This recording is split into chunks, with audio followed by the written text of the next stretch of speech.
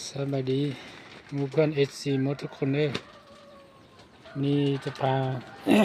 ทุกคนมาเบิ่งต่อเฮาฟันต่อเฮามันตั้งอยู่แข่งเสียงของเด้อยิมบันคนงานเหนือเด้อมือแปะของเสียงของนี่แหละเดี๋ยวนี้ต่อเฮาพ้นลงดินแล้วเด้อเยอะสุดละเดี๋ยวนี้ละคนนี้ละ5 เมษทีนี้ก็5 เมษ5 เมษทีนี้ละ7 เมษนี่11 12 เมษแล้วทีนี้ก็5 เมษหันคู่นี้ตัวนี้ก็สองเมษแล้วตัวเมษเที่ยวนะตัวนี้ก็ตัวเดียว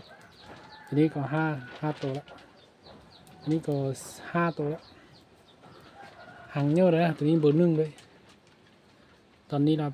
พ้นลงดินได้เลยตอนนี้เนี่ยตัวนี้เราทางรุ่นนี้เราเป็นเบอร์ 2ตัวนี้เนี่ยพกคนนี้เราเป็นเบอร์ 2เลยเอาจีพาทุกคนมาเบิ้งเบอร์ 1ก่อนเราจึงพาทุกคนไปเบิ้งเบอร์ 2คันผู้ใดอยากได้เราโทรหาได้ติดต่อหาได้ว่ายังเตะ2 หางเดี๋ยวนั้นของเอาหมดละยังเตะ2-3 หางนี่แหละสำหรับเบอร์ 1ของเขามีสันนี้เด้อต่อฝาที่ 2นะฝาที่ 2เกินเสาไปหูละหางนี้เป็นหางเยอะซุกเลยหางนี้มี12 ตัวเมตรแถวละตัวนี้นะตัวนี้เราไปปล่อยละได้เลยบ่ได้ดูแลบ่ได้เกลือละไปหาเองอยู่ป่าได้ละตัวนี้นะตัวรายงานสุดเลยต่อเขานี้นะต่อมาก็มีหางนี้ก็เป็นเบอร์ 1หางที่ 2นะอันฝาที่ 2นี่หาก็ได้4 หู5 หัวนี่อันนี้ก็6-7 ตัวละตัวเมเทียวนี่แต่ว่าหางนี้เขาเอาเลยเด้อเขาแจ้งเงินมาแล้ว2 มื้อแล้วเพิ่นมาเอาไปแล้ว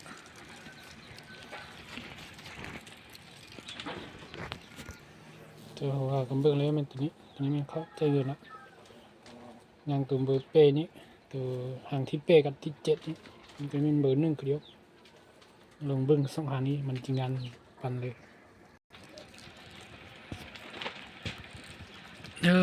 นี่นะตัวนี้ก็เยอะคือเดียวนี่ฝาที่ 2มาได้2 หูละงานสุดยอดเลยทีนี้ดูนี้มานเทมาตัวนี้ก็ได้5-6 ตัวแล้วตัวนี้ก็เมทเทียวนะต่อมาแล้วมันเบิ้งหางที่7นี่เนี่ยหางที่7เบอร์ 1นี่ทางนี้ก็งานคือเดียวเยอะซ้ำเดียวเมื่อแล้วตอนนี้ยังไปสร้างหางฝาที่ 2เลยยังเทฝาที่ 1ตัวนี้ก็5-6 ตัวแล้ว5 ตัวเมทเทียวนะงานสุดมาสุดเลย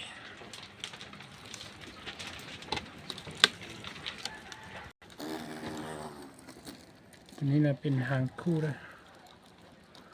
หางคู่นี้กันเยอะงามทีเดียว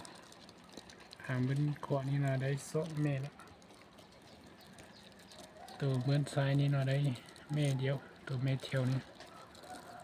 อันนี้ก็มาดีกัน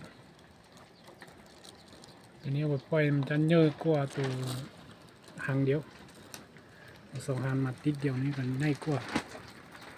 อันสนับที่ดีนี่หาง1นี้ต่อประมาณ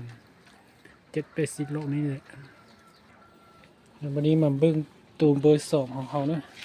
สลาพันต่อของเขานี่ตัวเบอร์ 2นะพาทุกคนมาเบิ้งว่ามันในชั้นใดละเบอร์ 2นี่นะ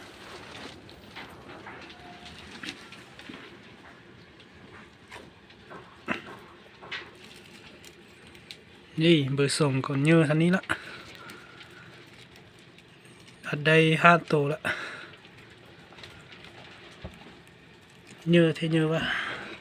เบอร์ 2ของงานคือเดียวแต่มันสังหังสวยนิดนึงซื่อๆแล้วต่อมาเบอร์ที่ หางที่46เบอร์2คือเดียวลองเบิ่งว่ามันที่งานทะเลตัวนี้ก็ได้4ตัวละอาจได้4ตัวละงานสุดเลย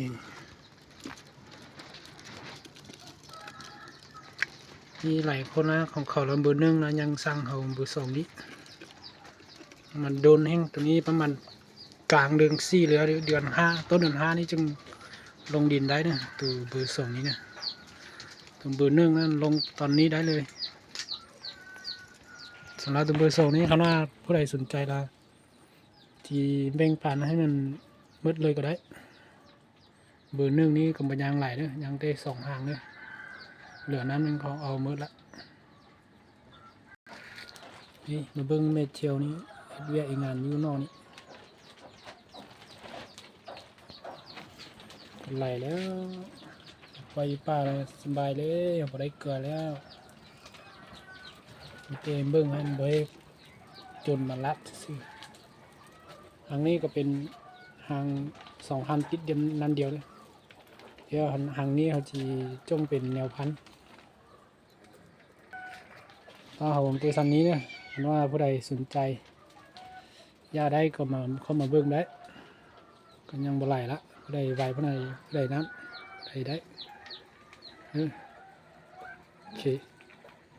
คำว่านี่เลยจังไทยให้ทุกคนเบิ่งอีก